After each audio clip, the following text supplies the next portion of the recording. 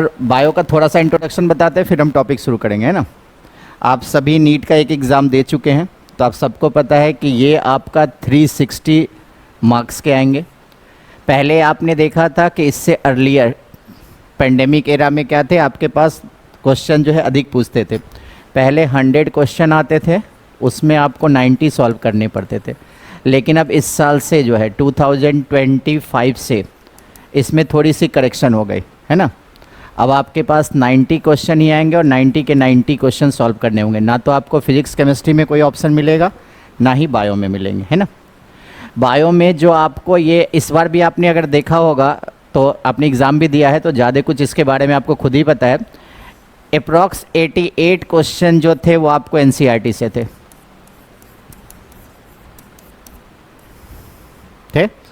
4 question के 2 option, 4 question हो गए।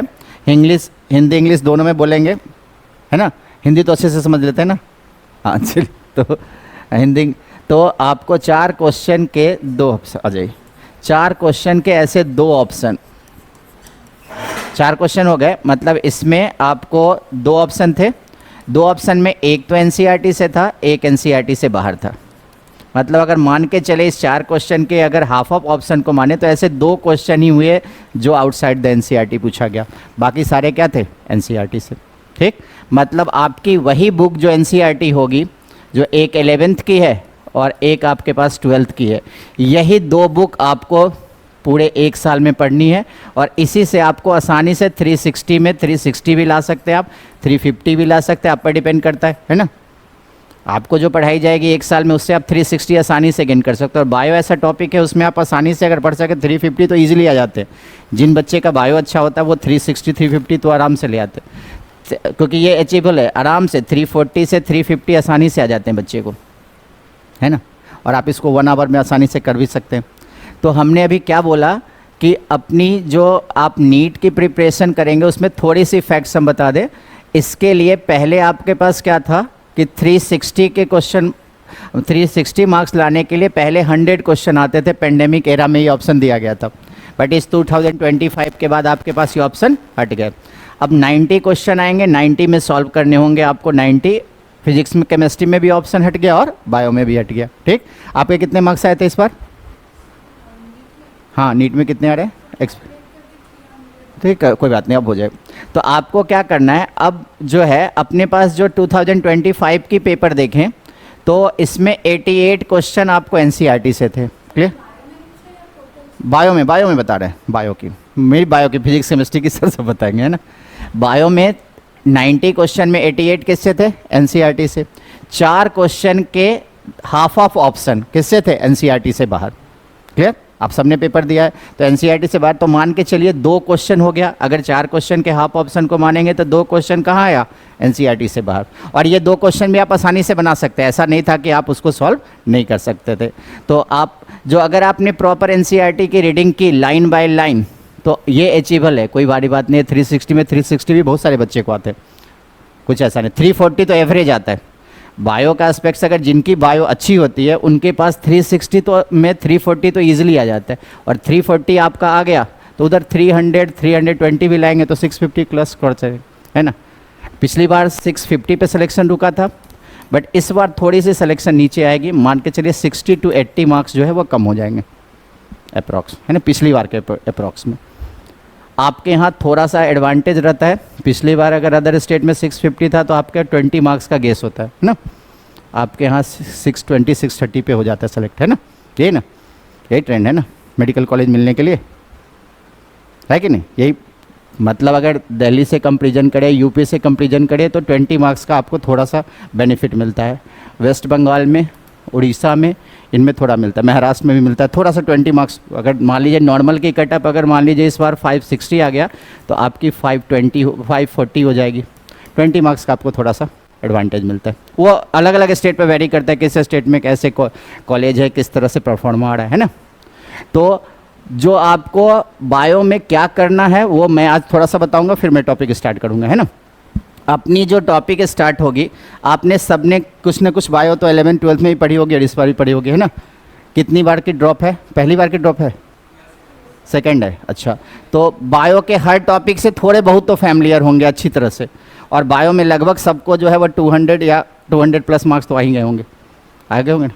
बस उसी 200 से कोशिश करना है कहाँ, इस फिगर तक पहुँचना, बस यही ना, थोड़ा सा मेहनत बढ़ाना है ना।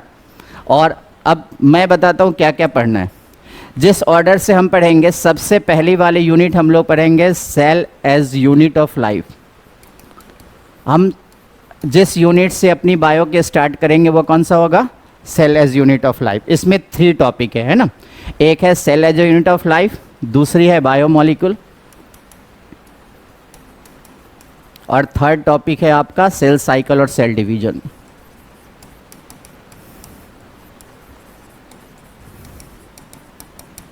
क्लियर।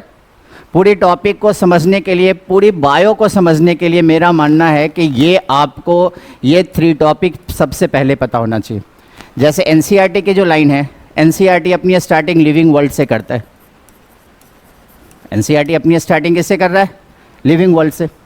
बट हम अपनी टॉपिक यहाँ से क्यों स्टार्ट कर रहे हैं, क्योंकि पूरी बायो को समझने में ये टॉपिक 3 इंपॉर्टेंट टॉपिक आपको हेल्प करेंगे। अगर आपको बायोमॉलिक्यूल का आइडिया नहीं हो तो आप मेटाबॉलिज्म कैसे यहाँ पर डिस्क्राइब करेंगे। तो पूरी टॉपिक को समझने के लिए, पूरी बायो को समझने के लिए हमें बायोमॉलिक्यूल की बेसिक पता होना चाहिए। तो हम सबसे पहले जो यूनिट डील करेंगे वो कौन करेंगे, cell as a unit of life. जैसा कि आप इस बार भी देखे होंगे, इन तीनों को मिला दीजिए तो क्वेश्चन थे 8 to 10। क्लियर है। तो हम किस पोर्शन से कैसे बढ़ेंगे उसको हम थोड़ा सा आपको आइडिया बता देते। तो सबसे पहले हम क्या करेंगे, cell as a unit of life से शुरू करेंगे। क्लियर। उसके बाद क्या करेंगे, इसके बाद हम एनसीईआरटी के टॉपिक के ऑर्डर में आएंगे। इस टॉपिक के बाद हम क्या करेंगे, एनसीईआरटी के ऑर्डर में आएंगे। एनसीईआरटी के ऑर्डर से जैसे है, जैसे लिविंग वर्ल्ड पढ़ेंगे, उसके बाद बायोलॉजिकल क्लासिफिकेशन पढ़ेंगे, फिर एनसीईआरटी के ऑर्डर करेंगे, फिर प्लांट किंगडम पढ़ेंगे,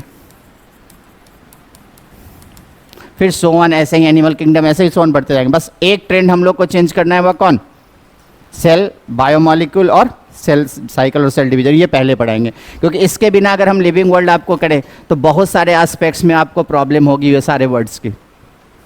जैसे हम आपसे पूछेंगे कैटाबॉलिज्म एक्टिविटी कौन है, एनाबॉलिक एक्टिविटी कौन है, तो उससे पहले बायोमॉलिक्यूल का थोड़ा सा आइडिया होना चाहिए।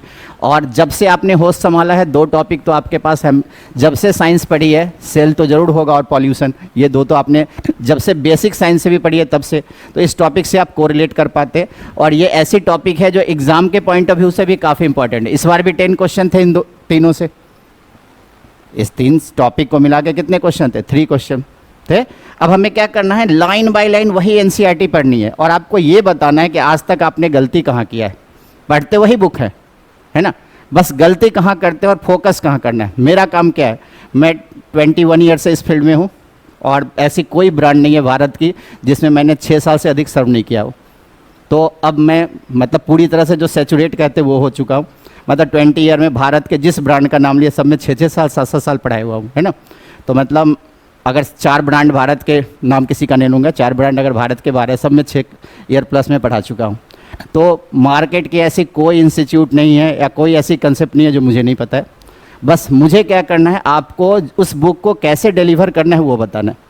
पढ़ते आप भी उसी बुक है, आप भी जानते हैं एनसीईआरटी से आएगा, मार्केट में हर कुछ अवेलेबल है एनसीईआरटी से। बस हमें ये बताना है आपको कि कहाँ से क्वेश्चन आते, मेरा एक्सपीरियंस कहाँ काम करेगा।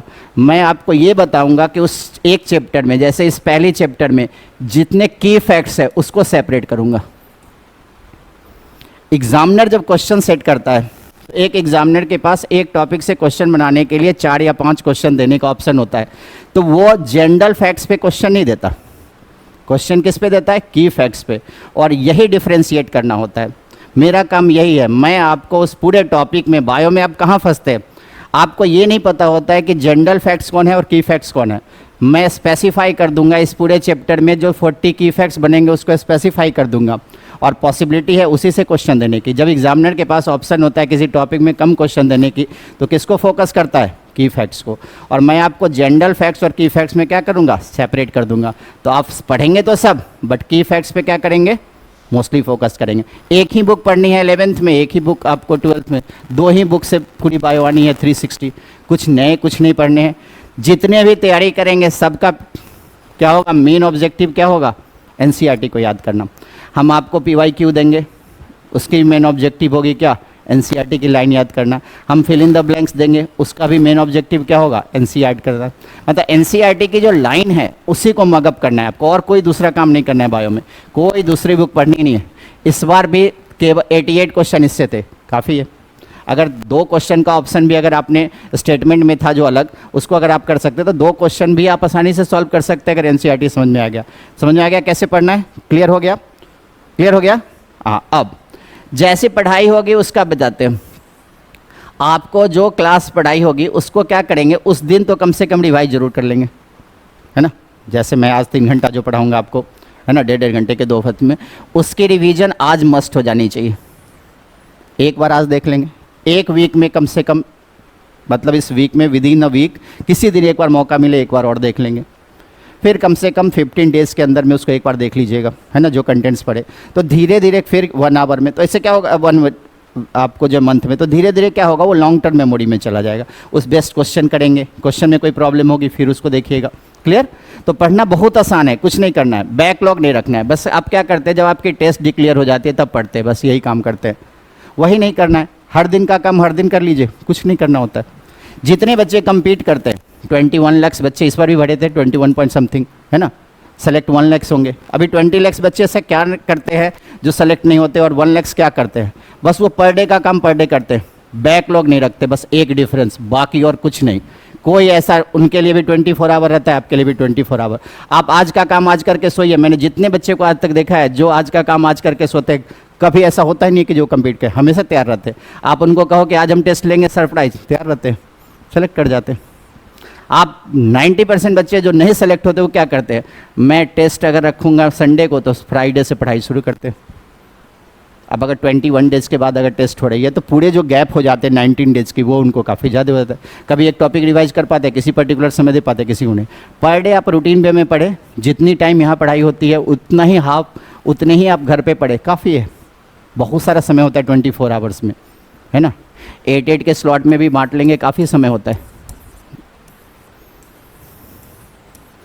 8 आवर भी इनफ होते हैं, है ना। समझ में आ गया, शुरू करें टॉपिक, क्लियर। मेरी अभी तक मैंने जो बोला वो समझ में आ गया तो पढ़ाई भी समझ में आ जाएगा, इसी भाषा में समझाऊंगा, है ना।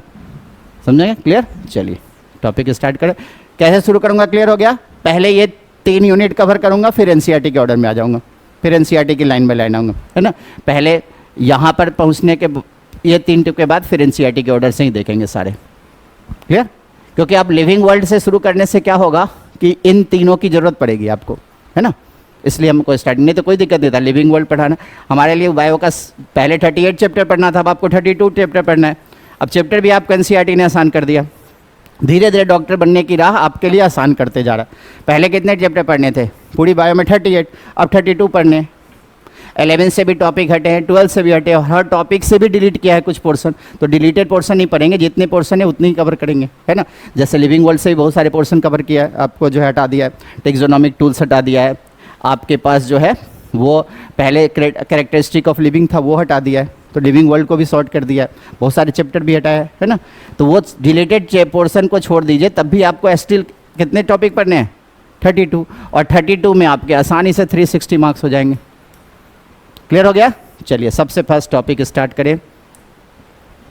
अब देखिए हम बताएंगे अब कहाँ कहाँ आपने आज तक ध्यान नहीं दिया, बस उसी को। टॉपिक तो आप कितनी बार पढ़ते हैं, बस कहाँ ध्यान नहीं देते। Cell as unit of life.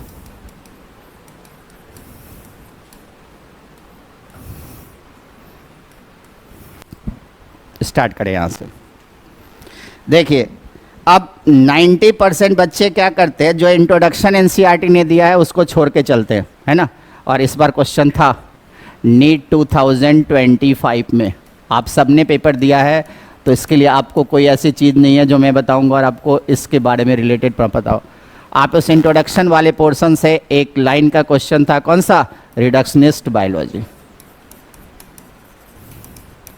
तो ये पूरे पेज में बस यही एक लाइन इंपॉर्टेंट है, बाकी कुछ नहीं। तो सारे टीचर इसको बहुत सारे साल से पढ़ा रहे थे, इसको अब दिया है, तो उस पूरी पेज में बस एक ही की फैक्ट्स है और कुछ है ही नहीं। तो हमें ये पता होना चाहिए कि उस पूरे पेज में हमें कुछ नहीं पढ़ना है, बस एक लाइन यही पढ़ना था।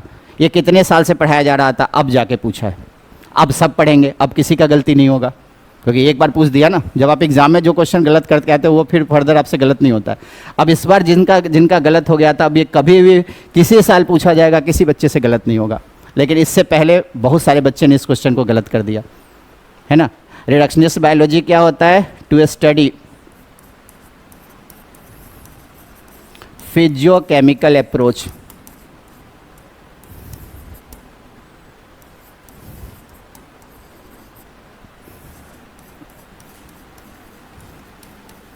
Of biology.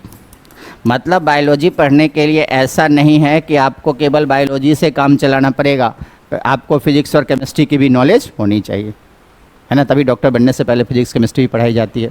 तो इस पूरे पेज से बस एक ही लाइन आपका की फैक्ट्स है, वो कौन सा है? Reductionist biology. बाकी कोई भी सारा जनरल इन्फॉर्मेशन है, पढ़े ना पढ़े, एक बार पढ़े, दो बार पढ़े, ना पढ़े, तब भी एग्जाम का क्वेश्चन नहीं छूटेगा। पूरी पेज आपके लिए कोई काम का नहीं है, बस एक लाइन है, बस कौन सा? Reductionist biology. उसके बाद उस पेज को कुछ पढ़ना ही नहीं है। ये पेज बहुत पहले से पढ़ाया जाता था, ये लाइन, अगर ये लाइन आपको पहले से पढ़ाया जाता तो इस साल ये क्वेश्चन नहीं छूटता। क्लियर हो गया? तो उस पेज से बस एक ही लाइन पढ़ना है, कौन सा? रिडक्शनिस्ट बायोलॉजी, बाकी कुछ नहीं। मैंने पहले ही कहा मेरा काम है आपको की फैक्ट्स और जनरल फैक्ट्स को सेपरेट कराना, और मैं हर क्लास में आपको की फैक्ट्स मार्क करा के जाऊंगा। ऐसा नहीं कि केवल की फैक्ट्स ही पढ़ के जाएंगे, लेकिन 80% पॉसिबिलिटी है क्वेश्चन वहीं से आएंगे। क्लियर हो गया? तो इस पेज में हमें कितनी पार्ट पढ़नी थी? बस एक बात, कौन सी? Reductionist biology. इसके अलावा उस पेज में और कुछ भी आपके लिए इन्फॉर्मेशन का नहीं है। आप पढ़ना चाहें तो बहुत कुछ है, नहीं तो कुछ नहीं। तो ऐसा नहीं है कि एनसीईआरटी की हर एक लाइन इंपॉर्टेंट है, एनसीईआरटी की कौन सी लाइन इंपॉर्टेंट है वही समझना है। ये पेज क्लियर हो गया? इस लाइन के अलावा कुछ नहीं। इसको आप बुक में अंडरलाइन कर लीजिए या लिख लीजिए, इसके अलावा और कुछ नहीं। आप सबके पास पढ़ने के समय एनसीईआरटी रहनी चाहिए, क्योंकि वही बुक हम पढ़ा रहे हैं। अगली क्लास से हम जब भी मिलेंगे आपके पास एनसीईआरटी होनी चाहिए, कोई बुक हो या ना हो। आप एनसीईआरटी में मार्क कर सकते हैं, आप लिख सकते हैं, कुछ भी, पढ़ना वही है, उसके अलावा कुछ पढ़ना ही नहीं है। जितनी भी सारे हैं सबके पास एनसीईआरटी रहनी चाहिए, है ना। एनसीईआरटी में जहाँ जहाँ मॉडिफिकेशन है, जहाँ क्या है, वो तो हम डिस्क्राइब करते रहेंगे, है ना। लेकिन आपको ये बुक कम से कम होनी चाहिए, यही बुक पढ़ना ही है, और कुछ पढ़ना ही नहीं है। सारे जो सिंप्लीफाई बुक है सबका काम क्या है? यही बुक याद करना। तो एक लाइन क्लियर हो गया। पहला क्या? रिडक्शनिस्ट बायोलॉजी क्या होगा? मेरे साथ बोलिए, to study about physiochemical approach to study biology. तो बायोलॉजी पढ़ने के लिए हमें फिजिक्स और केमिस्ट्री की जो अप्रोच की जरूरत पड़ती है, उसी को कौन सी बायोलॉजी कहते हैं? Reductionist biology. इस बार नीट 2025 में इंट्रोडक्शन से क्वेश्चन था, और कुछ नहीं। इसके अलावा और कुछ पढ़नी ही नहीं है इस लाइन से। क्लियर हो गया? अब आइए पेज चेंज कीजिए। बहुत आसान है बायो में मार्क्स लाना, बस आपको कहाँ से क्वेश्चन आएंगे बस हमको यही बताना है, और आप कितनी बार इस बुक को पढ़े होंगे बस यही देखना है आपको कहाँ पर चेंज। क्लियर हो गया ये लाइन? चलिए चेंज कीजिए। आइए नेक्स्ट है, एक साइंटिस्ट की डिस्क्रिप्शन है, नाम है जीएन रामचंद्रन।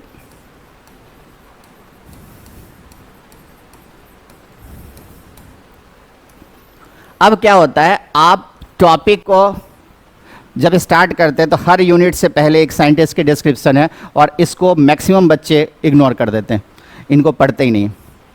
अब इस जीएन रामचंद्रन से जो 5 फैक्ट्स आते हैं वो सारे की फैक्ट्स होंगे, और इस 5 की फैक्ट्स को ही पढ़नी है। पूरी जीवनी है, उसको पढ़ने की कोई ज़रूरत नहीं। अब ये 5 की फैक्ट्स हम सेपरेट कर देंगे, आप टोटल की फैक्ट्स काउंट करते जाइएगा, क्वेश्चन वहीं से आएगा। अब इनमें सबसे पहला की फैक्ट्स क्या है कि जीएन रामचंद्रन ने कौन सी प्लॉट दिया? At the name suggest, Ramachandran plot. समझ में आ गया? तो सबसे पहला क्वेश्चन कहाँ से आएगा? बस मेरा वही काम है कि मैंने 20 साल में जो एक्सपीरियंस गेन किया वो आपको बताना है। आपकी जो मेहनत है उसको सही डायरेक्शन में करना, मेरा ऑब्जेक्टिव वही है, और कुछ काम नहीं है। ऐसा नहीं है कि हम कुछ नए चीज़ पढ़ाएंगे या ऐसे कोई, बस उस बुक से जो क्वेश्चन आएगा वो बताएंगे, यही काम है। इसी को सीखने में 10-12 साल लग जाते है ना, कि कहाँ से क्वेश्चन आएगा। यही आपके लिए आसान बना दूंगा, बस अंतर कुछ नहीं। हम कोई नई बुक नहीं बनाएंगे, हम आपको कैम्बेल यहाँ बताने नहीं जा रहे हैं, क्योंकि एनसीईआरटी में कैम्बेल नहीं आता। हाँ, अगर आप ओलंपियाड की तैयारी कराते तो हम कैम्बेल भी बताते। अगर जो भी ओलंपियाड से इच्छुक होंगे तो वो 9th-10th वाले, 11th-12th वाले होते हैं, तो उसमें कोई दिक्कत नहीं। तो आपको तो नहीं नाइसर आइसर इससे भी रिलेटेड क्वेश्चन है, लेकिन नीट कम्पीट करने के लिए केवल वही बुक पढ़ना है। कौन सा? एनसीईआरटी, ठीक। अब जीएन रामचंद्रन से कितनी बातें आता है? 5 की फैक्ट्स, यही 5 की फैक्ट्स हम बोल रहे हैं, समझिए। जीएन रामचंद्रन ने कौन सी प्लॉट दिया? At the name suggest Ramachandran plot. तो पूछा जाएगा जीएन रामचंद्रन ने कौन सी प्लॉट डिस्क्राइब किया? रामचंद्रन प्लॉट, एनसीईआरटी ने लिखी हुई है। पूछा जाएगा रामचंद्रन प्लॉट क्या डिस्क्राइब करता है? तो कन्फॉर्मेशनल चेंज इन प्रोटीन। जब हम बायोमोलिकुल पढ़ाएंगे तो वहाँ बताएंगे प्रोटीन आप पहले से जानते हैं, प्रोटीन 4 स्ट्रक्चर परफॉर्म करता है, प्राइमरी, सेकेंडरी, टर्शरी और क्वाटरनरी। तो इस फॉर्म की जो चेंज होती है उसको बताने के लिए उन्होंने एक प्लॉट ड्रॉ किया। उस प्लॉट को क्या कहते हैं? Ramachandran plot. Ramachandran plot higher study के लिए नेट के सिलेबस में होता है, नीट में नहीं। तो रामचंद्रन प्लॉट नहीं बनाएंगे हम, बट रामचंद्रन प्लॉट की ऑब्जेक्टिव याद होना चाहिए। रामचंद्रन प्लॉट क्या बताता है? Conformational change in protein. पूछा जाएगा जीएन रामचंद्रन जब पीएचडी कर रहे थे तो एक साइंटिस्ट से इन्फ्लुएंस थे, और उस साइंटिस्ट का नाम कौन था? Linnaeus polling. पूछा जाएगा लिनियस पॉलिंग ने खुद क्या डिस्क्राइब किया? अल्फा हेलिक्स और बीटा सीट। ये दोनों स्ट्रक्चर हम लोग बायोमोलिकुलर में पढ़ेंगे। अल्फा हेलिक्स भी अपने सिलेबस में है पूरे डिटेल में, और बीटा सीट भी है, लाइन बाय लाइन। इसलिए हम पहले इस टॉपिक को पढ़ रहे हैं क्योंकि ये पूरे बायो समझने में हेल्प करेगा और 10 क्वेश्चन देगा। पूछा जाएगा रामचंद्रन ने खुद क्या बताया? तो बताया आपको triple helical structure of collagen या कोलाजन स्ट्रक्चर। कोलाजन के आप कौन सी स्ट्रक्चर पढ़ेंगे? ये भी अपने सिलेबस में, triple helical structure of collagen. Collagen आप जानते हैं most abundant protein of animals. आपके स्किन, बोन, टिथ सबके में एबंडेंस में क्या है? कोलाजन है। स्किन भी कोलाजन कंटेनिंग है। तो आपसे पूछा जाएगा कोलाजन क्या है? Most abundant protein. Most abundant protein of biological world पूछता, तो इस बार भी क्वेश्चन था उससे, रिविस्को से, है ना। बायोलॉजिकल वर्ल्ड का सबसे अबंडेंस प्रोटीन कौन है? रिविस्को। बट एनिमल्स का अबंडेंट प्रोटीन पूछेगा कोलाजन। इसके अलावा इस पेज के कुछ लाइन से कुछ पूछी ही नहीं जाती है, बस यही 5 लाइन याद रखना है। तो इस 5 लाइन को याद रखने में क्या है? अभी मैंने बोला आपको याद हो गया। अब आपसे हम पूछेंगे कि रामचंद्रन ने क्या डिस्क्राइब किया था? बोलेंगे रामचंद्रन प्लॉट। पूछा जाएगा रामचंद्रन प्लॉट क्या बताता है? तो आप बताएंगे कन्फॉर्मेशनल चेंज ऑफ प्रोटीन। पूछा जाएगा वो किससे इन्फ्लुएंस थे? तो आप बताएंगे लिनियस पॉलिंग से। पूछा जाएगा लिनियस पॉलिंग ने खुद क्या बताई? अल्फा हेलिक्स और बीटा सीट। और रामचंद्रन ने खुद क्या डिस्क्राइब किया? Triple helix structure of collagen. इसके अलावा कुछ पूछता ही नहीं है। ये 5 लाइन क्यों नहीं हम याद रख सकते? आसानी से रख सकते। मेरा यही काम है, आज मैं आपको सारा कुछ सेपरेट करके बताऊंगा कि क्या पढ़ना था और क्या आपने नहीं पढ़ा। देखिए, तो पूछा जाएगा रामचंद्रन डिस्क्राइब, आप मेरे साथ बताइए, विच प्लॉट? रामचंद्रन प्लॉट।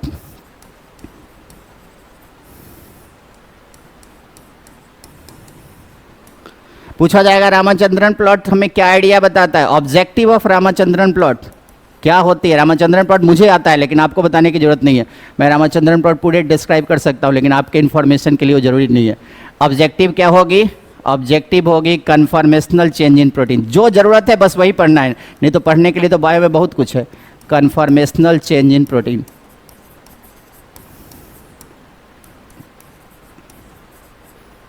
रामचंद्रन किससे इन्फ्लुएंस थे? Influence by way scientist Linnaeus polling. Linnaeus polling ने बच्चे कौन से 2 स्ट्रक्चर बताया? वन इज अल्फा हेलिक्स और बीटा सीट। और बताइए रामचंद्रन ने खुद क्या बताया? बस इसके अलावा कुछ नहीं। Ramachandran describe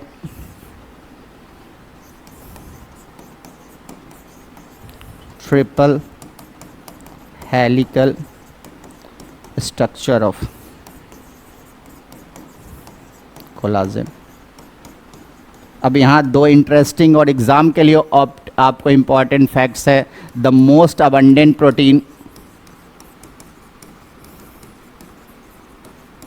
protein of animals कौन होंगे? कोलाजन। और द मोस्ट अबंडेंट प्रोटीन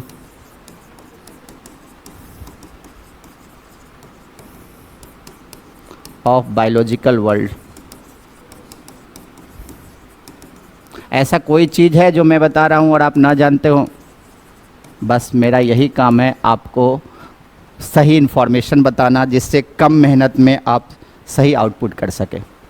इसके अलावा इस पेज से और कुछ पढ़ना ही नहीं।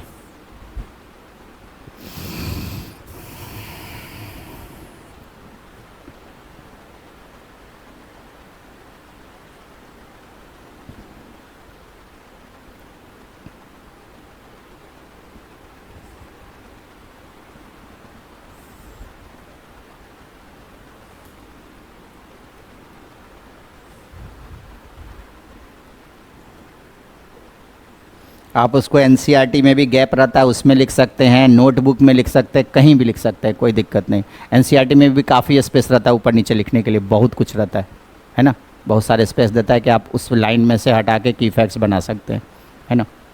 और नोटबुक में लिखना चाहे नोटबुक में भी लिख जाए। तो अभी तक हमने 6 बातें सीखा, सबको 6 बातें क्लियर हो गया। हमने बस ये सीखा कि रिडक्शनिस्ट बायोलॉजी क्या है, to study physiochemical approach of biology, मतलब बायो में जो फिजिक्स और केमिस्ट्री की अप्रोच आप यूज़ करते हैं उसी को क्या कहेंगे, रिडक्शनिस्ट बायोलॉजी। जीएन रामचंद्रन से हमने 5 बातें सीखा, अभी 5 बातें याद है। तो ये 5 बातें अगर आपको 1 साल बाद एग्जाम में पूछेगा तो भूल जाएंगे? नहीं, कब भूलेंगे? जब धीरे धीरे पढ़ते पढ़ते आप उसको कभी रिकॉल नहीं करेंगे तभी तो बैकलॉग होगा, नहीं तो इसको जाके आज ही देख लेंगे तो याद रहेगा हमेशा।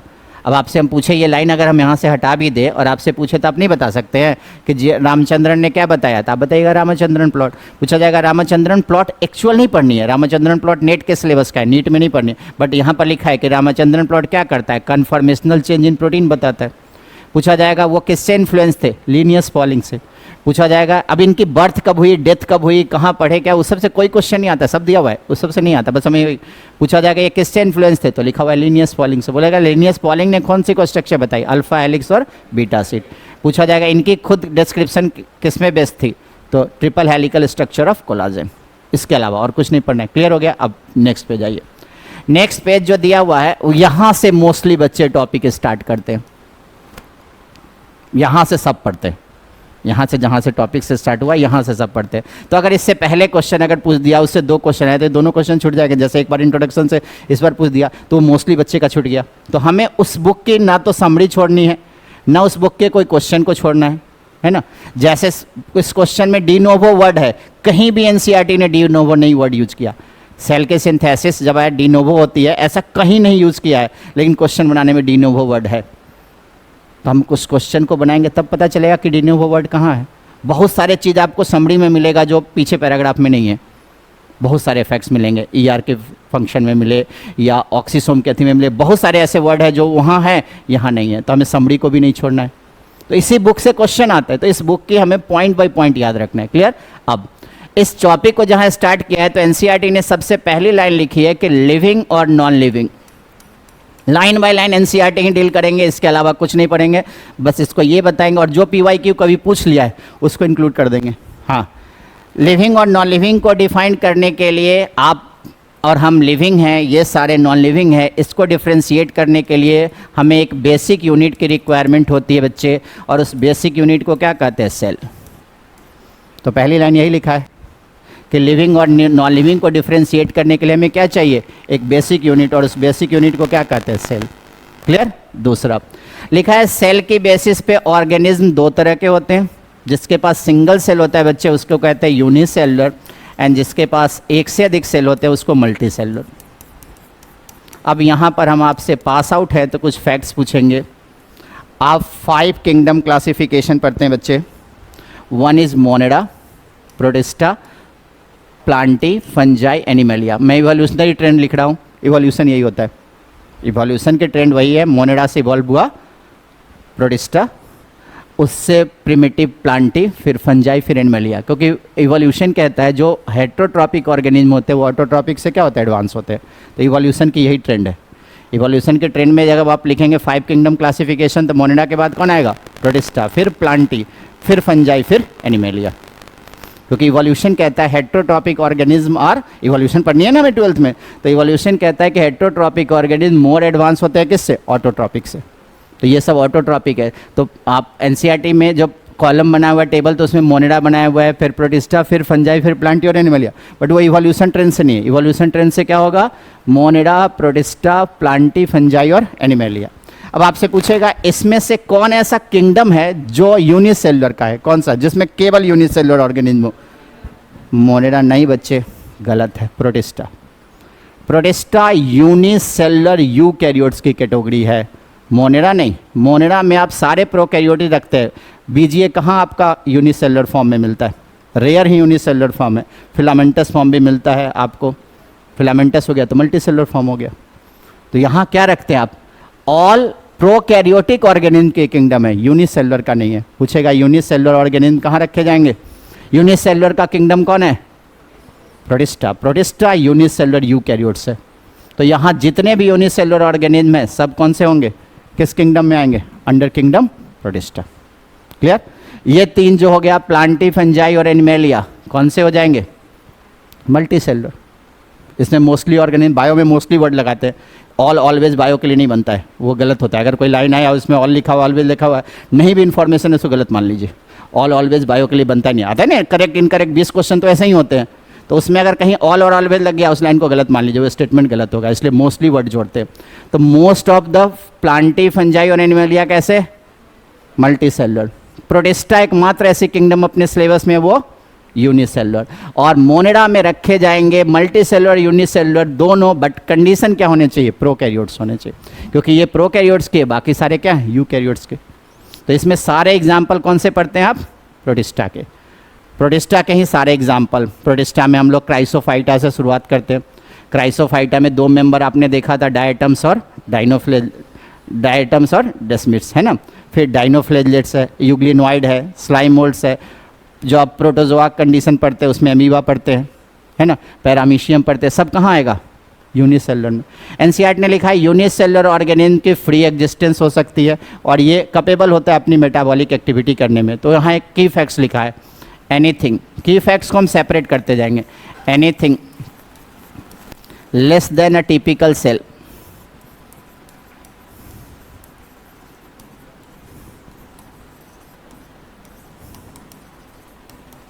doesn't ensure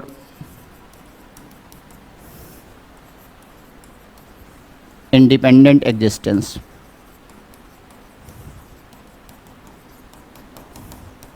मतलब सबसे छोटे जो आपको ऑर्गेनिज्म मिलेंगे वो कौन सा, सिंगल सेल का बना मिल सकता है, उससे छोटे या सेल से छोटे यूनिट नेचर में नहीं मिलते। तो ये की फैक्ट्स है, इस पे क्वेश्चन देता है। अब सेल की डिफिनीशन क्लास 6-7 से पढ़ते आ रहे हैं। तो सेल की डिफिनीशन में कौन सा 3 बेसिक वर्ड है, हाँ, cell is the structural, functional and fundamental unit of life. ये 3 फंक्शनल वर्ड होने चाहिए, है ना। तो सेल की डिफिनीशन देखें, कुछ जनरल फैक्ट्स भी देखेंगे, कुछ की फैक्ट्स भी देखेंगे। अपना काम कुछ नहीं करना है, बस उसी बुक को डिकोड करना है। कितना आसान सिलेबस है कि बस उसी बुक से क्वेश्चन पूछना है और उसी बुक को पढ़ना है, कोई फालतू नहीं, कोई नई ऐसी इन्फॉर्मेशन नहीं, बस उसी बुक की इन्फॉर्मेशन आएगी।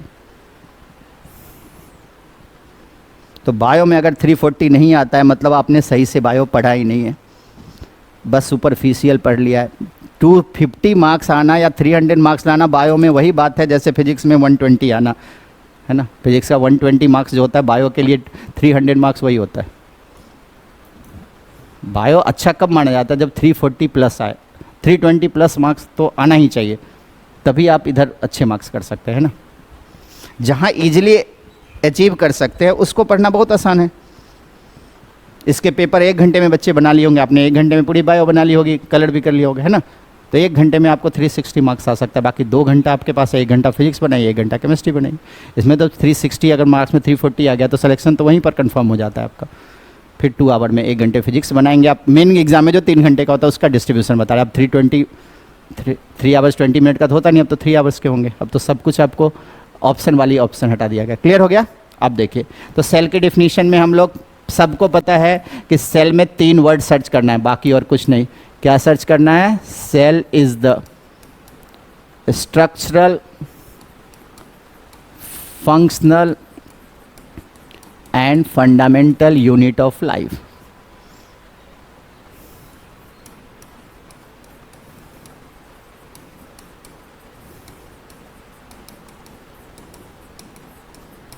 इसके अलावा और कुछ नहीं।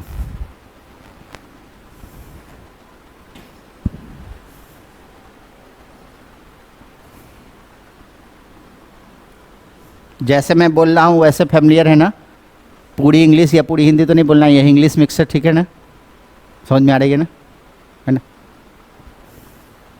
वैसे इस रीजन के लिए मैं नया नहीं हूँ, मैंने कोलकाता में भी पढ़ाया हुआ है 2 साल, है ना, इसलिए मुझे पता है, इसलिए कोई दिक्कत नहीं। मैं 2017, 2018, 2019 और 2020 तक मैं कोलकाता में पढ़ाया हुआ हूँ। इंस्टीट्यूट का नाम फिर मैं अगेन बोल रहा हूँ कि नहीं लूँगा मैं 4 साल कोलकाता में पढ़ाया हुआ हूँ, कोटा में भी पढ़ाया हुआ हूँ, लखनऊ में भी, दिल्ली में भी, हिसार में भी, बहुत सारे शहर, जम्मू में भी, है ना। हाँ, जो है दुर्गापुर, आज पहली बार पढ़ा रहा हूँ, है ना। वैसे गौरव सर से मेरी दोस्ती बहुत पुरानी है, 12 साल से है, इसलिए उनके लिए मैं नया नहीं हूँ। आपके लिए भी 1-2 दिन में फैमिलियर हो जाएंगे। लैंग्वेज समझ में आ रही है ना? हाँ, तो कोई प्रॉब्लम नहीं। क्लियर हो गया? सब यहीं के हैं, सबका घर दुर्गापुर ही है। तब तो दुर्गापुर में और बंगाल में भी देखें, कोलकाता में भी किसी को हिंदी में प्रॉब्लम नहीं होती। हिंदी इंग्लिश तो पूरी हिंदी मूवी देख लेते हैं आप, है ना, तो इतने कोई प्रॉब्लम तो नहीं। चलिए, क्लियर हो गया। अब थोड़ा सा हिस्टोरिकल एस्पेक्ट्स बता दीजिए। हिस्टोरिकल एस्पेक्ट्स में कुछ यूज किया है, इसलिए थोड़ी बहुत देख ले। चलिए, अगर आपसे पूछा जाएगा फर्स्ट सेल ऑब्जर्व्ड बाय, कौन जाइएगा? अगर ये नहीं कहा कि लिविंग और डेड, तो आपके पास एक पॉसिबिलिटी है, एक साइंटिस्ट का नाम जो एनसीईआरटी ने नहीं यूज़ किया है बट आपको थोड़ा जानना होगा, वो है रॉबर्ट हुक। तो पूछा जाएगा सेल फर्स्ट ऑब्जर्व्ड बाय, तो कौन सा जाएगा? Robert Hooke. आपने बचपन से पढ़ते आ रहे हैं, 9th-10th के बुक में भी पढ़े होंगे कि रॉबर्ट हुक ने जो सेल देखी वो कहाँ देखी? इन थिन स्लाइस ऑफ कॉर्क। और कॉर्क बच्चे 11th में आप पढ़ते हैं अंडर एनाटॉमी कि इसमें क्या होता है? सुबेराइज्ड। ये सेल कैसी डिपॉजिट्स होती है इसमें? सुबेरिन। सुबेरिन और लिग्निन जब आ जाता है तो ये डेथ रिजल्ट्स करता है सेल में। तो सुबेरिन एक्सेस में होने के कारण ये कौन सा सेल था? Dead cell. तो डेड सेल था बच्चे। तो रॉबर्ट हुक ने क्या देखा होगा एक्चुअल में? Cell wall. रॉबर्ट हुक ने क्या देखा होगा? Cell wall. तो पूछा जाएगा cell wall first observed by, cell wall first observed by, कौन सा साइंटिस्ट जाएंगे? एकदम सही, रॉबर्ट हुक ने तो प्रोटोप्लाज्म देखा, लिविंग सेल देखा ही नहीं, तो क्या देखा? Cell wall. पूछा जाएगा टर्म सेल यूज्ड बाय, सबसे पहले ये टर्म आया सेलुला जो रॉबर्ट हुक ने यूज किए थे, उस लेटर ऑन ट्रांसफॉर्म हो गया किसमें? सेल में। तो term cell used by Robert Hooke, इसलिए हम रॉबर्ट हुक को क्या कहते हैं? Father of cytology. जिनकी पहली या ग्रेट कंट्रीब्यूशन होती है, इनिशिएट करना ही मेन होता है, तो आप फादर ऑफ साइटोलॉजी किन्हें कहते हैं? रॉबर्ट हुक को। तो पूछा जाएगा फादर ऑफ साइटोलॉजी कौन है? Robert Hooke. और रॉबर्ट हुक ने इस स्ट्रक्चर को डिस्क्राइब किया इन अ बुक, और उस बुक का नाम होता है माइक्रोग्राफिया। ऐसा आपने थोड़ा सा 9th में भी पढ़ा होगा। तो फर्स्ट सेल ऑब्जर्व्ड बाय आएगा तो आप जाएंगे कौन से? Robert Hooke. और रॉबर्ट हुक से 5 इन्फॉर्मेशन ही हमने लिखा, यही 5 इन्फॉर्मेशन आपको याद रखना है, इससे छठी इन्फॉर्मेशन पूछी ही नहीं जाती है।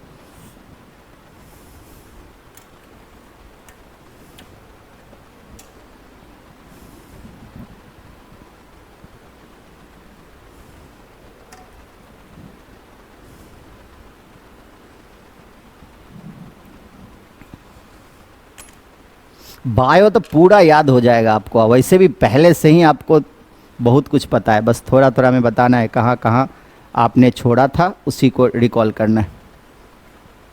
और इस तरह पढ़ेंगे, आपकी अब जो नोट्स तैयार होगी ना वो परफेक्ट होगी। जैसे बैलेंस डाइट होती है ना, वैसे बैलेंस नोट्स होना चाहिए।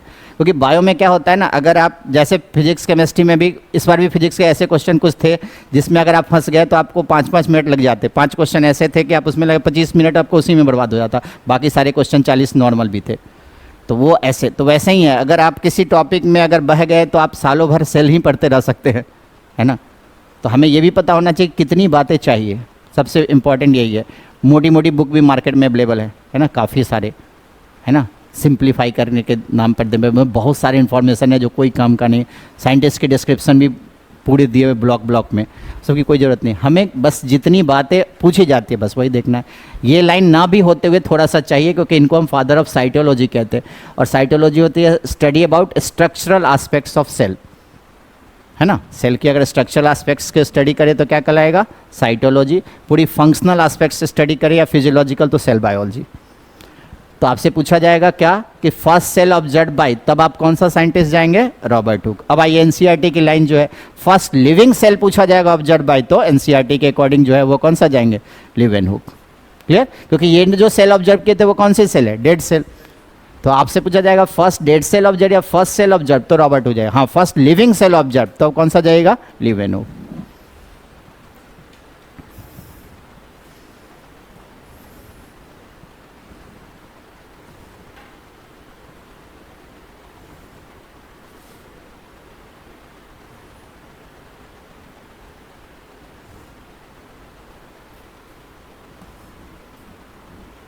क्लियर, चलिए पेज चेंज करें, लिख लिया सबने।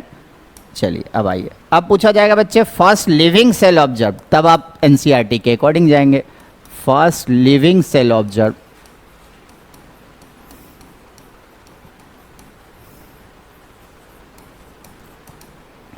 तो आप जाएंगे कौन सी, लिवेनहुक।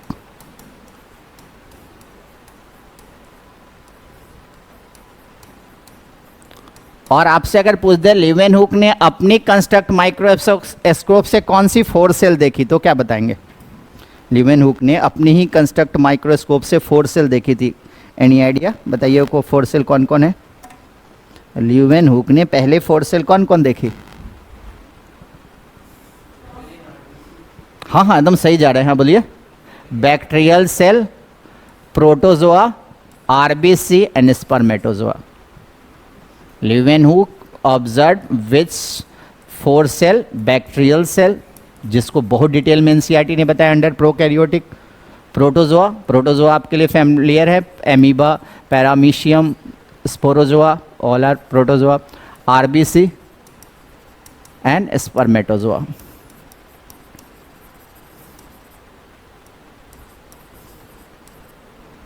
जो लेटर ऑन ट्रांसफॉर्म होगा स्पर्म सेल में।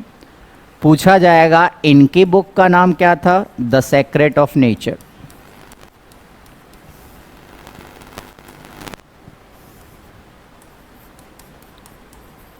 और एनसीईआरटी ने आपसे एक अगेन इंफॉर्मेशन पूछी है, nucleus discovered by, nucleus discovered by, एकदम सही, discovered by which scientist, Robert Brown. Nucleus किसने खोजी, रॉबर्ट ब्राउन ने।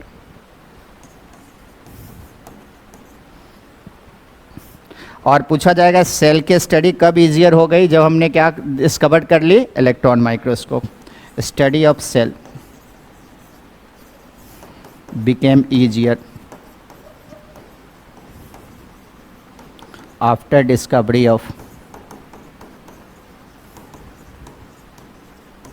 Electron microscope. इलेक्ट्रॉन माइक्रोस्कोप किसने डिस्कवर की, नॉलन रस्का ने।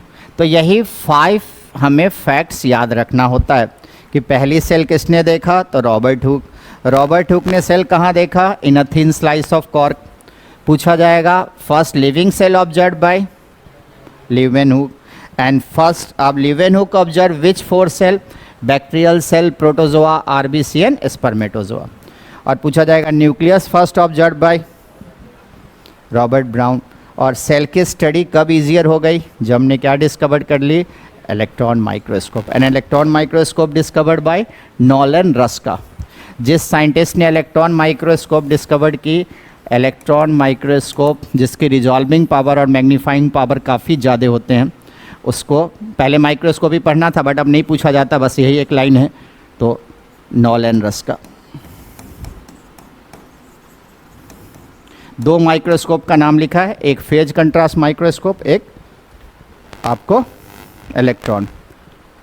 फेज कंट्रास्ट माइक्रोस्कोप से आप लिविंग एक्टिविटी जैसे सेल डिवीजन ये सब स्टडी करते हैं। जेर्निक ने उसको डिस्कवर किया था। तो पहली एक सब हेडिंग आती थी माइक्रोस्कोपी, बट माइक्रोस्कोपी 9th में होगा आपको, बट अब 11th से 12th से हटा दिया, तो आपको माइक्रोस्कोपी से बस यही एक लाइन है ना, उसके अलावा और कुछ नहीं है। पूरी पैराग्राफ क्लियर हो गया, उसके अलावा इस पैराग्राफ में और कुछ नहीं है। अब आइए सबसे फेमस सेल थ्योरी, है ना, क्या डिस्क्राइब किया हुआ है, सेल थ्योरी।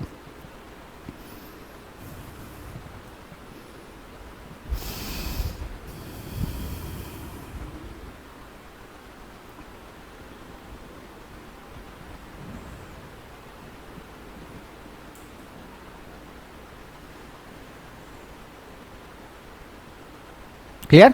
चलिए,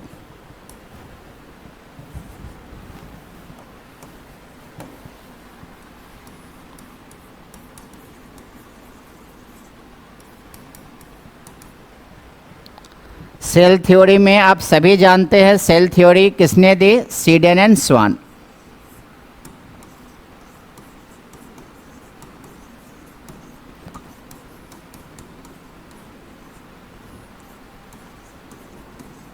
पूछा जाएगा cell theory proposed by which scientist? Schleiden and Swann. अब यहाँ पर थोड़ा सा रेक्टिफिकेशन है, एनसीईआरटी 46 प्लेस पे गलती किए हुए है और 2019 में इन्होंने 21 प्लेस पे करेक्शन की थी, 2025 में 5 प्लेस पे और करेक्शन किया है, मतलब 26 प्लेस पे इसने करेक्शन कर ली है।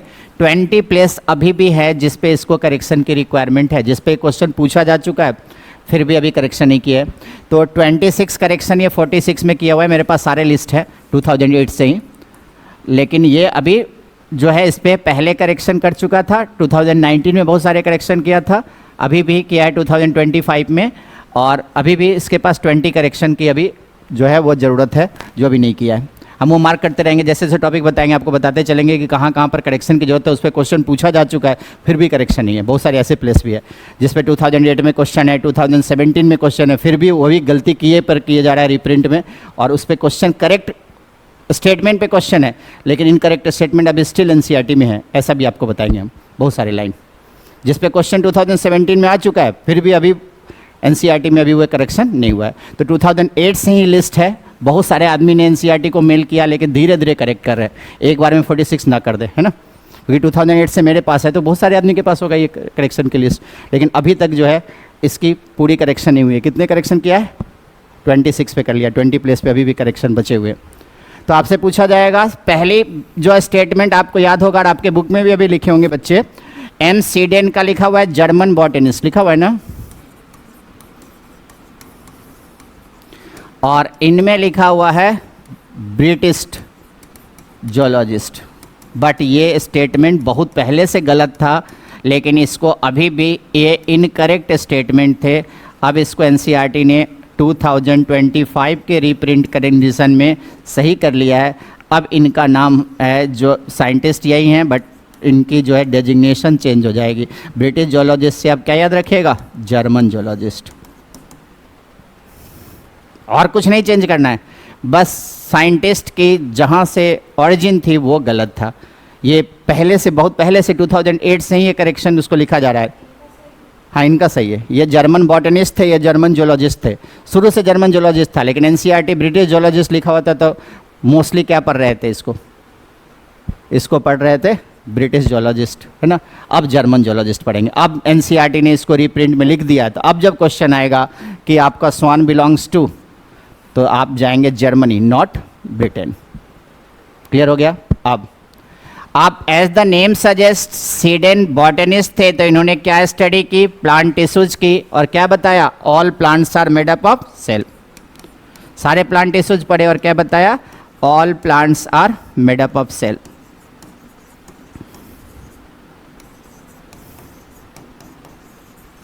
स्वान ब्रिटिश जोलॉजिस्ट थे, इन्होंने प्लांट सेल और एनिमल सेल दोनों की स्टडी की, और इनकी एक हाइपोथेसिस आई जो आपके एनसीईआरटी में लिखी हुई है। हाइपोथेसिस क्या आया? All plants and animals, all plants and animals are made up of cell and cellular product.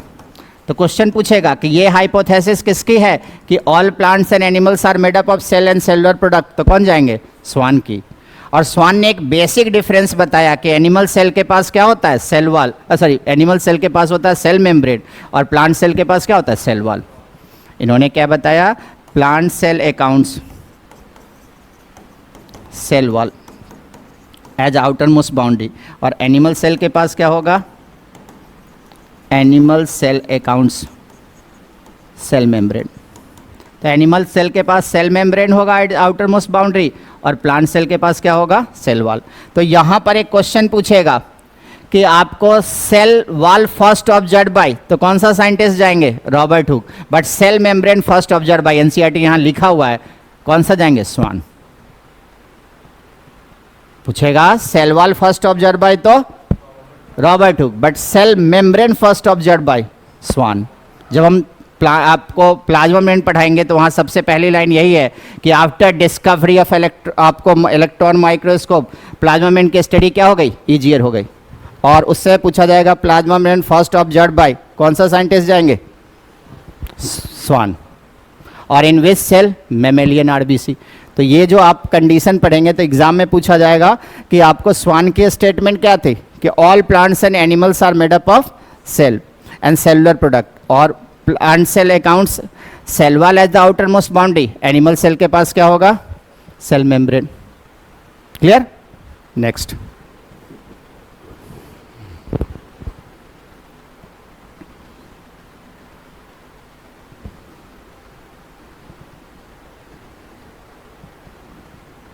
मुझे बोर्ड दिखाई देता है, कोई दिक्कत नहीं, बस छोटे वर्ड के लिए मैं चश्मा पहनता हूँ। ऐसा है ना, बोर्ड में लिख सकता हूँ बिना लिखे हुए भी, है ना। इसकी चिंता नहीं करेंगे कि मैंने चश्मा उतार दिया तो फिर मैं लिख नहीं पाऊँगा। ये तो बस माइन्यूट वर्ड के लिए ऐसे होते हैं, है ना। माइन्यूट तो मैं यहाँ लिखता ही नहीं हूँ, वो अपनी जब मुझे बुक पढ़नी होती है तब उसके लिए ज़रूरत होती है।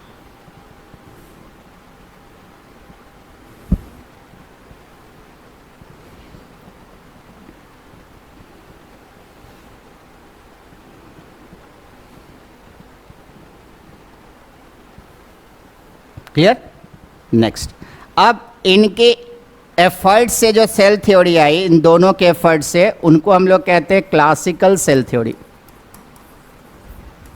तो एग्जाम में आएगा classical cell theory describe by, तो आप दोनों साइंटिस्ट जाएंगे, सीडेन भी और स्वान भी।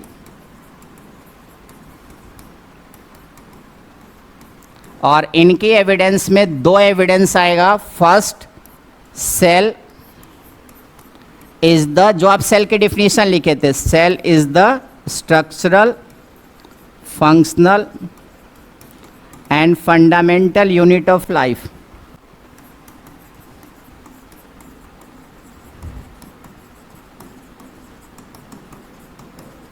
और दूसरे एविडेंस क्या आएंगे, ऑर्गेनिज्म आर प्रोडक्ट ऑफ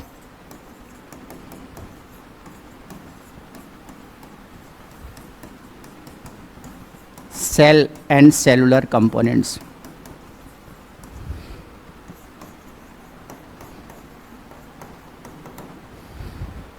तो ऑर्गेनिज्म क्या होते हैं, किसके प्रोडक्ट होते हैं, सेल और सेलुलर कंपोनेंट्स के।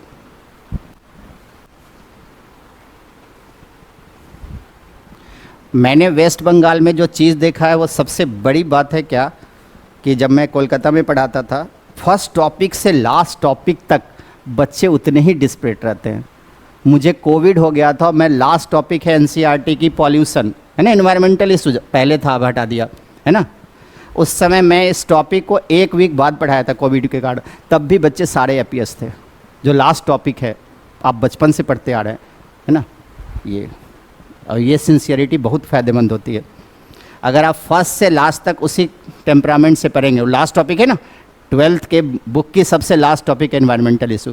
तो लिविंग वर्ल्ड से लेकर एनवायरमेंटल इशू तक आपकी अगर टेम्परामेंट सेम रहेगी तो क्वेश्चन तो उससे भी पूछे जाते थे, अब ना हटा दिया उसको, अभी भी बायोडाइवर्सिटी है उससे क्वेश्चन आते हैं, है ना। तो इकोलॉजी से भी 6 to 8 क्वेश्चन आते हैं। तो पहली टॉपिक से लेकर लास्ट तक उसी पेज से पढ़ना है, ना कोई आपके लिए इम्पॉर्टेंट होना चाहिए, ना ही कोई मत आपको जो है वो कम इम्पॉर्टेंट का होना चाहिए।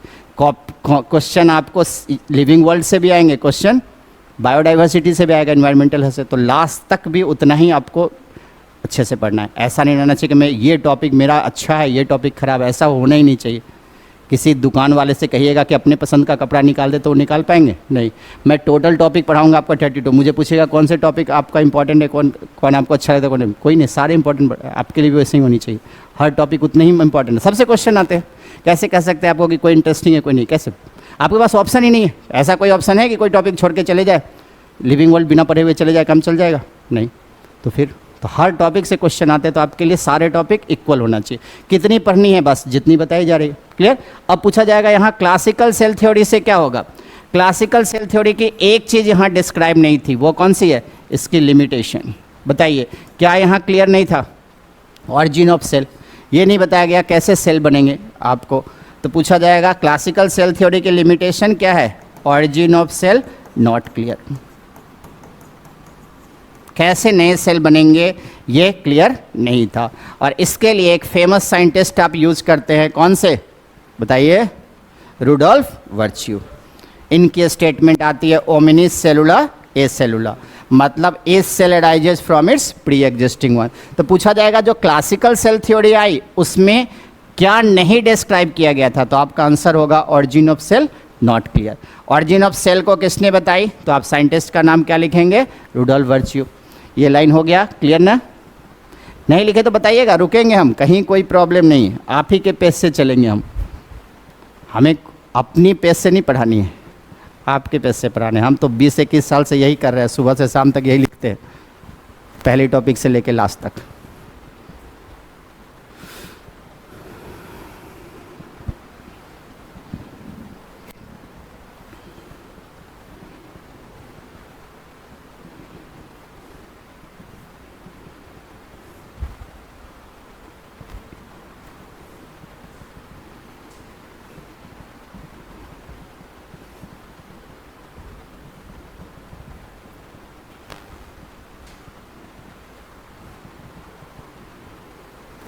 क्लियर? चलिए अब नेक्स्ट आइए। अब आप बताइए रुडोल्फ वर्च्यू के स्टेटमेंट क्या होगा? तो आप सभी को पता है इनके स्टेटमेंट क्या होंगे। रुडोल्फ वर्च्यू के स्टेटमेंट है, आप उसी फॉर्म में लिखेंगे जैसा एनसीईआरटी ने लिखा है, ओमिनिस सेलुला ए सेलुला।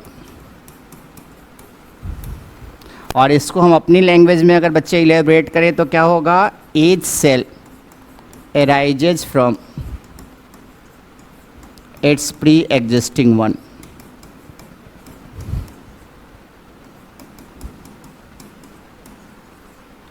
और यही वर्ड जो है बताता है कि सेल की सिंथेसिस डी नोवो नहीं हो सकती। ये लाइन डी नोवो कहने का मतलब कोई भी सेल अपने डिस्ट्रक्टेड कंपोनेंट से अगर बन जाता तो क्या कहलाता? De novo. तो वहाँ क्वेश्चन पूछा है कि सेल क्या डी नोवो सिंथेसाइज हो सकता है? नहीं। डिनोवो मतलब अगर सेल को तोड़ दे और वो अपनी माइटोकॉन्ड्रिया गोल्जी सबको फिर रिकंस्ट्रक्ट करके फिर से बन जाता है? नहीं। हर नई सेल बनाने के लिए क्या होता है? पुराने सेल की ज़रूरत पड़ती है। तो यही वर्ड यहाँ पर डिनोवो नहीं लिखा, लेकिन वहाँ क्वेश्चन पूछा है कि क्या सेल की सिंथेसिस डिनोवो हो सकती है? नहीं। डिनोवो मतलब अपने कंस्ट्रक्टेड पार्ट से। हाँ, डीएनए बन जाता है, डीएनए अपने कंस्ट्रक्टेड पार्ट से बन सकता है, तो डीएनए की सिंथेसिस डिनोवो हो सकती है, जेनेटिक मटेरियल डिनोवो हो सकता है, बट सेल नहीं। हर सेल को बनाने के लिए क्या चाहिए? उसके प्री एग्जिस्टिंग वन चाहिए। हाँ, अब इस स्टेटमेंट को क्या कहते हैं? ऐसा एनसीईआरटी ने कहीं नहीं लिखा कि इस स्टेटमेंट को क्या कहते हैं। इस स्टेटमेंट को कहते हैं सेल लीनियज थ्योरी। इस पूछा जाएगा, वो क्लासिकल सेल थ्योरी थी, तो रुडोल्फ वर्च्यू के इस स्टेटमेंट का नाम क्या होगा? Cell lineage theory.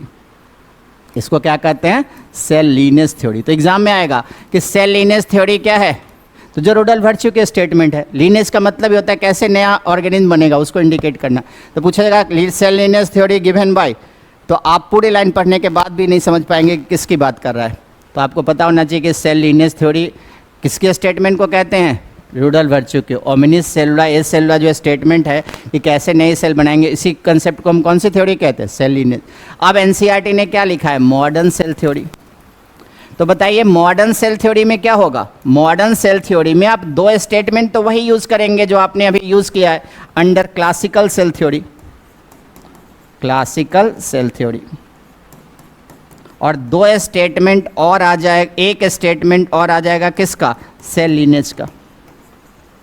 मतलब हम लोग सेल थ्योरी में पूछा जाएगा अगर मॉडर्न सेल थ्योरी को सेल डॉक्ट्रिन भी कहते हैं, सेल प्रिंसिपल भी कहते हैं। बायो में कुछ नहीं मिलता है, नाम बदल देता है, कुछ बदलने के लिए नहीं है तो नाम ही बदल देगा।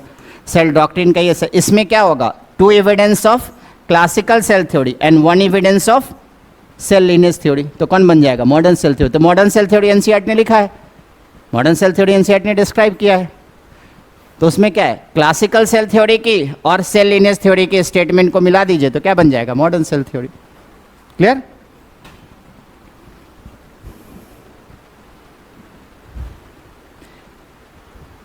अब एक नॉर्मल क्वेश्चन, कौन कौन से ऑर्गेनिज्म सेल थ्योरी के एक्सेप्शन हैं? ऐसा एनसीईआरटी ने नहीं लिखा है, लेकिन पूछा जाता है कि सेल थ्योरी का एक्सेप्शन कौन कौन से।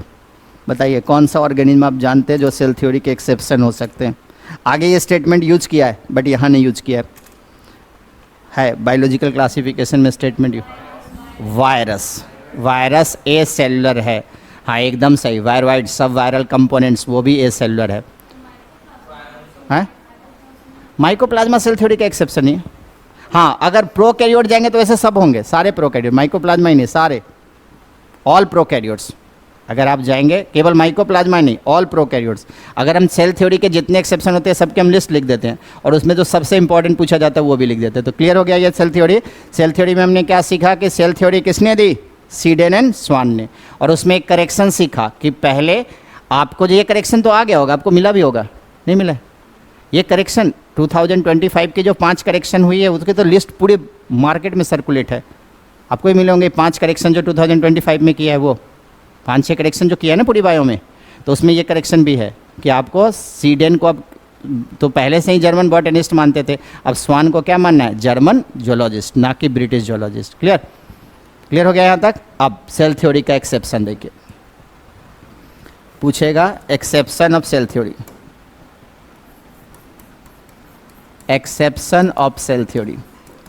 अब सेल थ्योरी के क्या क्या एक्सेप्शन हो सकते हैं? तो 90% पॉसिबिलिटी है बच्चे क्वेश्चन आए वायरस एंड सब वायरल कंपोनेंट। ये एनसीईआरटी ने वहाँ लिखा है, इसलिए यहाँ पर हम लिख रहे हैं। जो पूरी बायोलॉजी में कहीं भी यूज़ हुआ है वो हम यहाँ बता रहे हैं। वहाँ पढ़ेंगे तो वहाँ एनसीईआरटी ने बायोलॉजिकल क्लासिफिकेशन में यही लिखा है, एक्सेप्शन ऑफ 5 किंगडम, उसमें ये सारे लिखे हैं। और ये एक्सेप्शन ऑफ सेल थ्योरी भी होगा। कौन सा? वायरस और sub viral component. Sub viral components में 2 अपने पास सिलेबस में है, कौन कौन? One is viroids, other prion.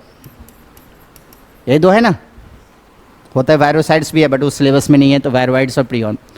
Virus exception क्यों है? क्योंकि यहाँ पढ़ते हैं ये ए सेलुलर है। कैसा है? ए सेलुलर। ए सेलुलर कहने का मतलब ए जहाँ बायो में आता है इसका मतलब क्या होता है? एब्सेंट, मतलब सेलुलर ऑर्गेनाइजेशन है ही नहीं। वायरस के पास प्रोटोप्लाज्म होता ही नहीं। वायरस पूरे डिटेल में आप वहाँ पढ़ते हैं बट वायरस को हम यहाँ नहीं पढ़ेंगे, बस यहाँ पर नाम लिखेंगे। वायरस पूरी 2 क्लास आप पढ़ेंगे पूरी डिटेल में, क्योंकि एनसीईआरटी ने बायोलॉजिकल क्लासिफिकेशन में दिया है। तो वायरस के और सब वायरल कंपोनेंट किसका एक्सेप्शन है? सेल थ्योरी का। दूसरा बताइएगा सेल थ्योरी का एक्सेप्शन में कौन आएगा? All prokaryotes. क्योंकि प्रोकैरियोट्स अभी देखेंगे इसके पास प्रिमिटिव न्यूक्लियस होते हैं, तो प्रिमिटिव न्यूक्लियस होंगे तो ना तो इसके पास न्यूक्लियर मेम्ब्रेन होगा ना ही न्यूक्लियोलस, तो इसमें न्यूक्लियोप्लाज्म और साइटोप्लाज्म में कोई डिफ्रेंशिएशन होता नहीं। तो प्रोटोप्लाज्म क्लियर कट डिफ्रेंशिएट नहीं होता किसमें? All prokaryotes. कोई भी प्रोकैरियोट्स बोलिए, बैक्टीरियल्स प्रोकैरियोट्स में 4 ही मेंबर एनसीईआरटी ने लिखा है, बैक्टीरिया, बीजीए, माइकोप्लाज्मा और पीपीएलओ, दोनों सेम ही चीज़ है। एंड वहाँ पर आपको लिख दिया है, उसको और वर्ड है, वहाँ पे भी करेक्शन की जरूरत है। तो पूछा जाएगा all prokaryotes are exception of cell theory. 4 ही प्रोकैरियोट्स आपको एनसीईआरटी ने लिखा है। वन इज बैक्टीरिया, दूसरा क्या लिखा है? बीजीए, तीसरा लिखा है माइकोप्लाज्मा, और यहाँ पर गलती से लिख दिया एंड पीपीएलओ, मतलब माइकोप्लाज्मा अलग और पीपीएलओ अलग नहीं। पीपीएलओ क्या है? प्लूरोनिमोनिया लाइक ऑर्गेनिज्म, मतलब माइकोप्लाज्मा कॉजिंग निमोनिया, तो निमोनिया ही है। हाँ, ऑल ई न्यूक्लिएटेड। ई न्यूक्लिएटेड आगे सेल में पढ़ना है। 2 ई न्यूक्लिएटेड बताया है, बताइए ऑल ई न्यूक्लिएटेड सेल, कौन से 2 ई न्यूक्लिएटेड है जिसके पास न्यूक्लियस नहीं होगी? वो भी प्रोटोप्लाज्म किस थ्योरी को आपको सेटिस्फाई नहीं करेगा? बताइए कौन से 2 सेल पढ़ने हैं आगे न्यूक्लियस में? हाँ एकदम सही, मैच्योर आरबीसी। मैच्योर आरबीसी के पास न्यूक्लियस होती है। रेटिकुलर साइड स्टेज में डेवलपमेंट के समय हम लोग पढ़ेंगे कि वो न्यूक्लियस हटा देता है ना? हाँ बोलिए।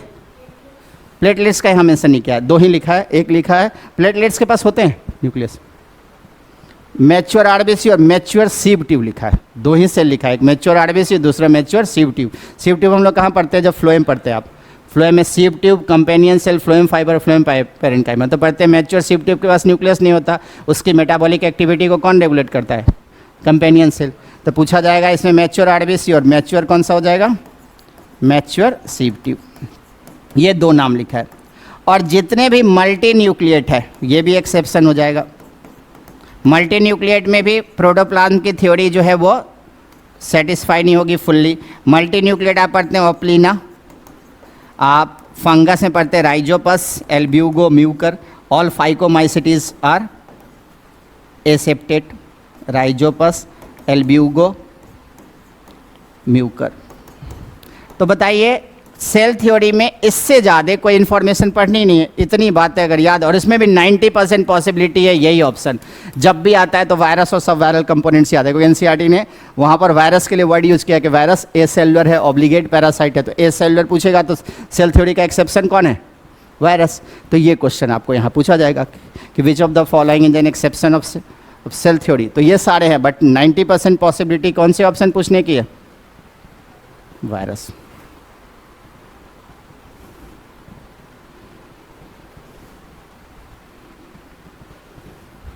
लाइन बाय लाइन हम लोग वही बुक पढ़ रहे हैं, अपने मन से कुछ बता रहे हैं, जो थोड़ी बहुत इन्फॉर्मेशन इधर उधर है या जो पूछा गया वही, क्योंकि क्या होता है ना 20% ऑफ द क्वेश्चन PYQ से पूछते हैं।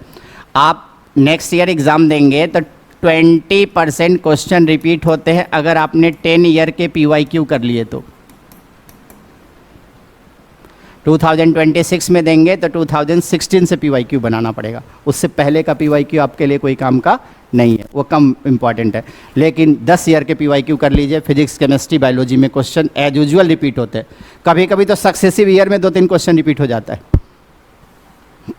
तो PYQ करना कितना है? 10 year, 20 year, 30 year, 34 year IIT के लिए होता है। नीट बस 10 साल का। नीट 2013 में इंट्रोड्यूस ही हुआ है, इससे पहले स्टेट PMT होते थे, AIPMT होती थी, नीट नहीं होते थे। नीट कब आया है? 2013 में। तो नीट की अपनी ऑरिजिन 2013 की है ना। तो आप PYQ क्यों करने जाएंगे 20 ईयर का 30 है ना। नीट ही 2013 से शुरू हुआ है, इससे पहले तो स्टेट PMT होता था, वेस्ट बंगाल का अलग एग्ज़ाम होता था है ना। एक कॉमन एग्ज़ाम होते थे AIPMT में, जिसमें 15% सीट अलॉट होते थे हर स्टेट में है ना, उस कोटा से। तो अब जो नीट की इंट्रोडक्शन ही आई है 2013 से, तो हमें 2013 से पहले के क्वेश्चन करने की ज़रूरत नहीं है। लेकिन 2013 के बाद जो पूछा गया वो क्वेश्चन हमारे लिए इंपॉर्टेंट है, और 2016 से तो मोस्ट इंपॉर्टेंट हो जाएगा। 10 साल का PYQ करना होता है ना, और वो सारे क्वेश्चन हम आपको बताते रहेंगे। तो क्या अभी तक जो हम लोग ओवरव्यू ऑफ सेल से पहले जो पढ़ा वो क्लियर हो गया? क्लियर? अब आप 10 मिनट जितने पढ़ाएं उसको देखिए, हम फिर पूछेंगे। फिर नेक्स्ट क्लास में जो हम आएंगे ब्रेक के बाद, उसमें बताएंगे कहाँ से, ओवरव्यू ऑफ सेल। तो अभी बताइए। हाँ हाँ, बहुत सारे आप जितने भी आप पढ़ते हैं वहाँ पर मसल सेल्स पढ़ते हैं, वो भी मल्टी न्यूक्लिएट है, बहुत सारे ऑप्शन हैं, बहुत सारे। और प्लीना हो गया, आपको फंगस में आएगा, जितने भी फाइकोमाइटसीड पढ़ते हैं, सो जाइंट एमीवा पढ़ते, चाओस्टर, बहुत सारे मल्टीपल ऑप्शन है। एंडोस्पर्म मल्टी न्यूक्लिएट, हाँ।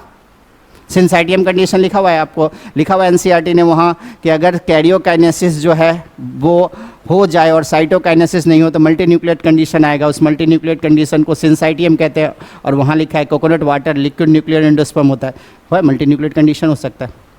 बहुत सारे एग्जाम्पल हो सकते हैं। तो हमें ये ऑप्शन सबसे ज़्यादा पूछा जाता है। क्लियर हो गया? तो अभी तक जो हमने पढ़ा उसको एक बार देख लें, फिर हम आपसे पूछें। फिर अगली नेक्स्ट क्लास में जब हम आएंगे तो ब्रेक के बाद तो क्या बताएंगे, overview of cell. Overview of cell से पहले लाइन बाय लाइन हम लोगों ने देख लिया, ऐसे ही करना है। फिर अभी आएंगे ओवरव्यू ऑफ सेल से पढ़ेंगे आगे। क्लियर? कहाँ से क्या पढ़ना है क्लियर हो गया? कुछ नई बातें बताएं नहीं, जो बातें यही बुक में है या कभी पूछा गया है बस उसी चीज़ को इंट्रोड्यूस करना है। हाँ, उसी चीज़ को हमें याद रखना है। क्लियर? पहले एक बार आप देख लें, फिर हम एक एक करके सारे कुछ रिकॉल से पूछे आपको।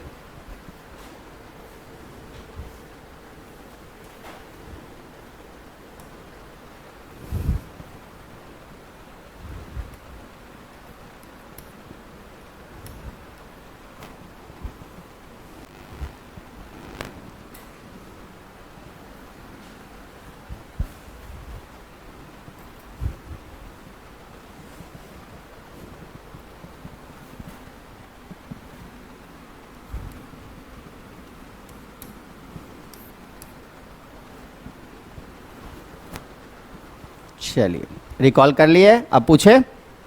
चलिए बताइए, रिडक्शनिस्ट बायोलॉजी कौन होगी?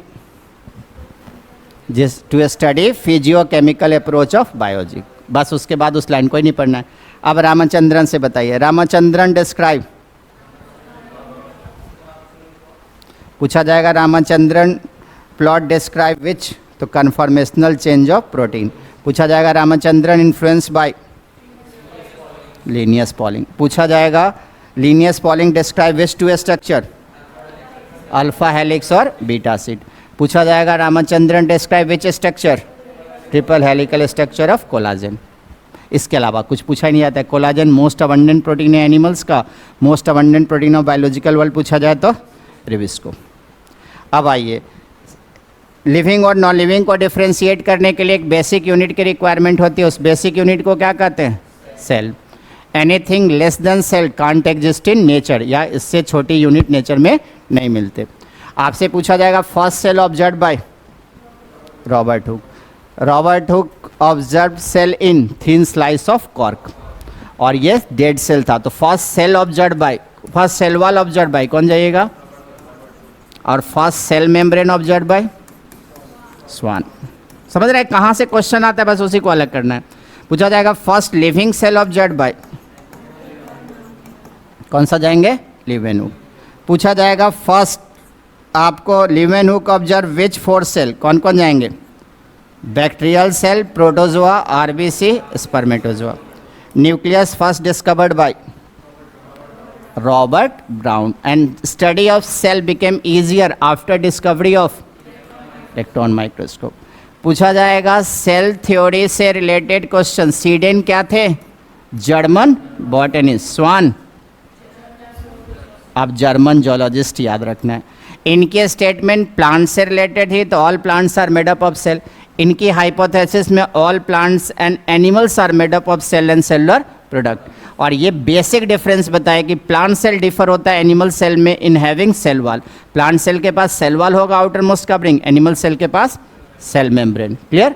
अब एग्जाम में आएगा आपको क्या कि क्लासिकल सेल थ्योरी किसने दी, तो कौन सा साइंटिस्ट जाएंगे? क्लासिकल सेल थ्योरी में दोनों आएगी, और क्लासिकल सेल थ्योरी में 2 स्टेटमेंट क्या आएगा? Cell is the structural, functional and fundamental unit of life, and organism are product of cell and cellular components. Clear हो गया? पूछा जाएगा limitation of classical cell theory क्या होगी? Origin of cell not clear. Origin of cell को किसने बताई? Rudolf virtue ने। और इनके स्टेटमेंट को हम कौन सी थ्योरी कहते हैं? नहीं, इनके स्टेटमेंट को हमने पढ़ा, हम सेल लीनेज थ्योरी कहते हैं। और मॉडर्न सेल थ्योरी में 2 चीज़ मिला दीजिएगा, एक क्लासिकल सेल थ्योरी के स्टेटमेंट और दूसरा सेल लीनेज थ्योरी। अब पूछा जाएगा सेल थ्योरी का एक्सेप्शन कौन होगा, तो ऑप्शन कौन सा जाएंगे? एक्सेप्शन हो जाएंगे वायरस। वायरस सेल थ्योरी का एक्सेप्शन है, और सब वायरल कंपोनेंट्स। क्यों? क्योंकि ये एसेलुलर है। एसेलुलर मतलब उसमें सेलुलर ऑर्गेनाइजेशन नहीं है। पूछा जाएगा ऑल प्रोकैरियोटिक ऑर्गेनिज्म, माइकोप्लाज्मा नहीं, केवल सेल वॉल नहीं होते इसके कारण, ऑल प्रोकैरियोटिक ऑर्गेनिज्म और ऑल इन्यूक्लिएटेड। 2 इन्यूक्लिएटेड सेल पढ़ना है, एक मैच्योर आरबीसी, एक मैच्योर सीव ट्यूब। आप क्योंकि प्रोटोप्लाज्म जब आगे पढ़ेंगे ओवरव्यू में हम बताएंगे, प्रोटोप्लाज्म का मतलब क्या होता है? Nucleus plus cytoplasm. तो जहाँ भी प्रोटोप्लाज्म नहीं है, प्रोटोप्लाज्म को फिजिकल बेसिस ऑफ लाइफ कहा जाता है। प्रोटोप्लाज्म नहीं, प्रोटोप्लाज्म के अराउंड ही मेम्ब्रेनस कवरिंग होता है तो सेल बनता है। तो प्रोटोप्लाज्म जहाँ भी क्राइटेरिया सेटिस्फाई नहीं होगी, सब एक्सेप्शन होगी। वायरस के पास प्रोटोप्लाज्म नहीं होता, तभी तो उसको हम सेल थ्योरी का एक्सेप्शन मानते हैं। सब वायरल कंपोनेंट्स भी पढ़ते हैं, वो भी सेल थ्योरी का एक्सेप्शन होता है।